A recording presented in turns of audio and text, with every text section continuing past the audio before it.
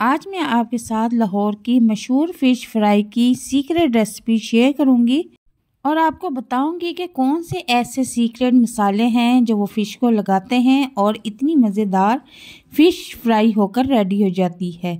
तो चलते हैं अपनी रेसिपी की तरफ, लेकिन उससे पहले मेरी गुजारिश है कि अगर आप मेरे चैनल पर नए हैं तो काइंडली मेरे चैनल को सब्सक्राइब कर दें, बेल आइकन को प्रेस कर दें और वीडियो को लाइक एंड शेयर कर दें। तो स्टार्ट करते हैं। बिस्मिल्लाहिर्रहमानिर्रहीम।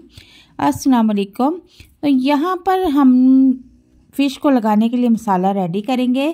तो 4 किलो हमारी फ़िश है, तो यहाँ पर हमने तकरीबन 50 ग्राम साबुत धनिया ले लिया है और उसको हम अच्छी तरह से कूट लेंगे। अगर चम्मच का आपको हिसाब बताऊं तो 2 चम्मच साबुत धनिया है और 2 चम्मच ही ज़ीरा लिया है और 1 चम्मच हमने यहाँ पर अदरक पाउडर लिया है और 1 चम्मच ही हमने लहसुन पाउडर लिया है और 1 चम्मच हमने दड़ा मिर्ची ले ली है।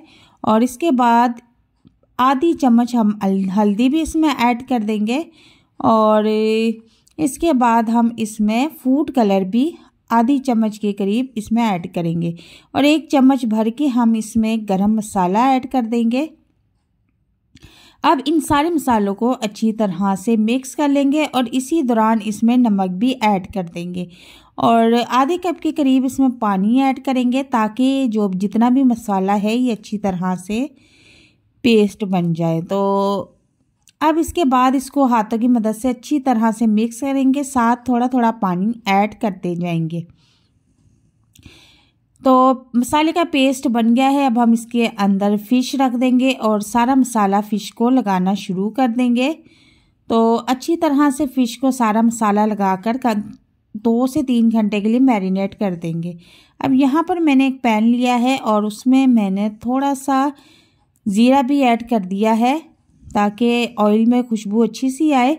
और ऑयल गर्म होने के बाद अब हम इसमें फ़िश को फ्राई करना शुरू कर देंगे। तो चूल्हे का फ्लेम पहले हमने फुल रखा हुआ था और फ़िश ऐड करने के बाद अब चूल्हे का फ्लेम हम बिल्कुल नॉर्मल कर देंगे और नॉर्मल फ्लेम पे हम फ़िश फ्राई करेंगे।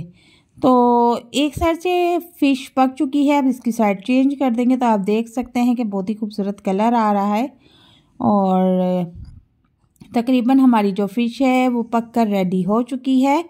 तो अब हम इसको निकाल के किसी प्लेट में या किसी छानी में रख लेंगे ताकि इसका एक्स्ट्रा ऑयल जितना भी है वो सारा का सारा निकल जाए। तो इसी तरीके से हम सारी फ़िश फ्राई कर लेंगे